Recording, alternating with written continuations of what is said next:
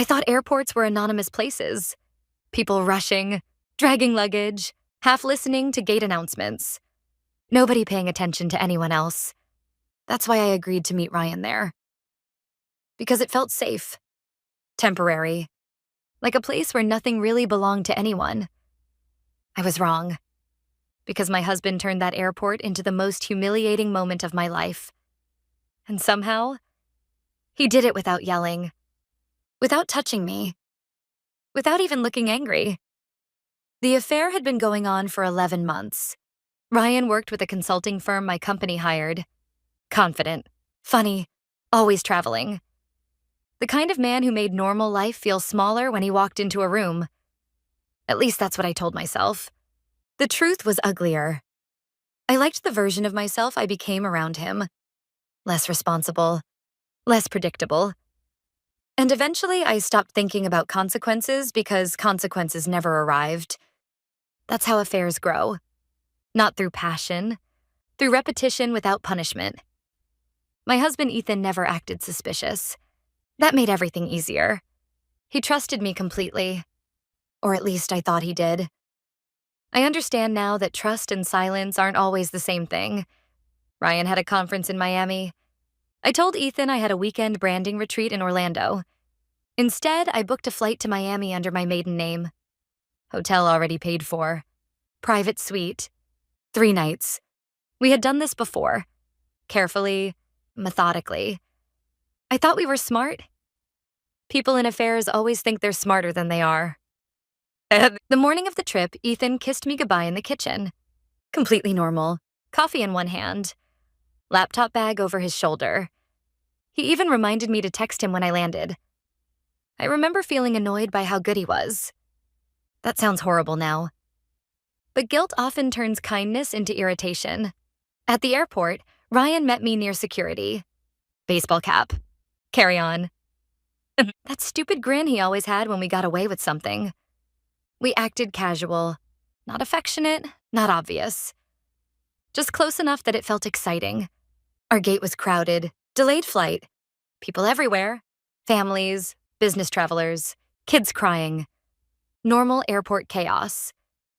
And because of all that noise, I almost didn't hear my name. Claire? I froze. Not because I recognized the voice immediately. Because of where it came from. Behind me. Close. Too close. I turned and saw Ethan standing there, holding 2 coffees. Calm. Perfectly calm. Which somehow terrified me more than rage would have. Ryan stepped back instantly. That alone told Ethan everything. Not words, instinct. People reveal themselves fastest when they panic. "What are you doing here?" I asked. And even saying it now, I hear how guilty it sounded. Not surprised. Guilty. Ethan handed me one of the coffees. "I figured you'd want this before your branding retreat." Those quotation marks around branding retreat. That was the first crack. Ryan muttered something about getting food. And Ethan smiled. Actually smiled. Then said, "No, stay. This concerns you too." People nearby started noticing. Not dramatically. Just that subtle shift where strangers begin pretending not to listen. Which means they're listening to everything. I pulled Ethan aside, told him we should talk privately. He shook his head. "We're done hiding things privately." That sentence hit me harder than if he'd shouted. Then he asked Ryan, "How long have you been sleeping with my wife?" Direct, flat, public. Ryan looked at me instead of answering. Coward. "Ethan," I started, but he cut me off. "No, I spent 11 months getting lied to. You can spend 5 minutes uncomfortable." And people definitely heard that.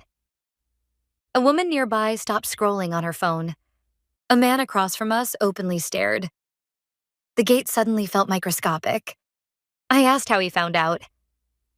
That's always the first question. Not because you care. Because some desperate part of you still wants to know where the failure happened. Ethan looked at Ryan, then at me. then said, "You both kept posting airport photos from different angles." I stared at him, confused. "You cropped each other out," he continued. "But reflections exist." And my stomach dropped. Because suddenly I remembered an Instagram story, airport bar mirror, Ryan behind me for half a second. Tiny, almost invisible. But there. "I noticed it 3 months ago," Ethan said. 3 months. 3 entire months. And he knew. That was the moment reality changed. Not because I'd been caught. Because I realized he had been living beside me with the truth already inside him. Watching. Waiting. "What are you doing here?" I asked again. Quieter this time. And Ethan finally answered. "I wanted to see whether you'd actually get on the plane with him." I had no response, because there wasn't one. He had given me an exit, and I walked straight past it. Ryan finally spoke. "This is between you two." And Ethan laughed. Not loudly, just once. A sharp sound without humor. Interesting timing for integrity. Then came the part I still replay at night. Ethan reached into his pocket, pulled out an envelope, and handed it to me. Inside were printed screenshots, photos, hotel confirmations, messages, everything. Organized, labeled, dated, like evidence in a courtroom. "I hired someone after the airport reflection," he said. Still calm, always calm. "That was expensive, by the way." I started crying. Not gracefully, not sympathetically, just panic, humiliation, collapse. Because everyone around us knew. Every stranger, every glance, every silence. And Ethan still wasn't finished. The boarding announcement started overhead. Final boarding for Miami. People began lining up, normal life continuing around my destruction. And somehow that made it worse. Ethan looked at me and asked, "So what's the plan now?" I said his name, begging without really knowing for what. Forgiveness, privacy, escape, something. Instead, he turned toward the gate counter, walked up to the desk, and spoke quietly to the attendant. I couldn't hear what he said. At first. Then the attendant picked up the microphone. "Passenger Claire Bennett?" My blood went cold. Every sound in the terminal disappeared. "Your husband would like to remind you that your bags have already been removed from the joint checking account." Silence. Complete silence. Then a few shocked laughs. Gasps. Someone literally whispered, "Oh my God." I wanted the floor to open beneath me. Ryan looked horrified. And Ethan? Ethan just nodded once, like a business meeting had concluded successfully. "Enjoy Miami," he said. Then he walked away. Just walked away, leaving me standing there while an entire gate pretended not to stare. Ryan asked if I still wanted to go. And for the first time since the affair started, I looked at him clearly. Not as excitement, not as escape. Just a man standing beside the wreckage of my life hoping the vacation schedule could continue. I said no. Ryan left anyway. That part hurt more than I expected.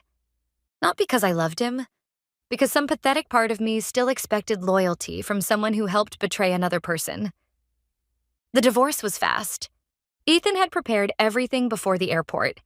Lawyer, accounts, documents. He wasn't reacting. He had already processed the grief. The airport wasn't discovery. It was closure. Months later, I asked him why he did it publicly. Why not confront me at home? Privately. Quietly. He looked at me for a long time before answering, then said, "Because every part of your affair existed in hidden places." He paused. I wanted the ending to happen where nothing could hide. And honestly, that was the sentence that stayed, not the airport. Not the announcement, not the humiliation, just that, because he was right. The affair survived through secrecy. Private trips, private messages, private lies. And in the end, the thing that destroyed it wasn't rage. It was exposure. Bright, public, impossible to shrink away from. I still avoid airports now. Not because of the memory itself, because every gate announcement makes my stomach tighten. Every overhead speaker reminds me of standing frozen while hundreds of strangers learned exactly who I was. And the worst part? It wasn't even the announcement. It was realizing my husband had known for months and waited until the exact moment I chose another man over my marriage in public. Only then did he finally let me hear the truth out loud.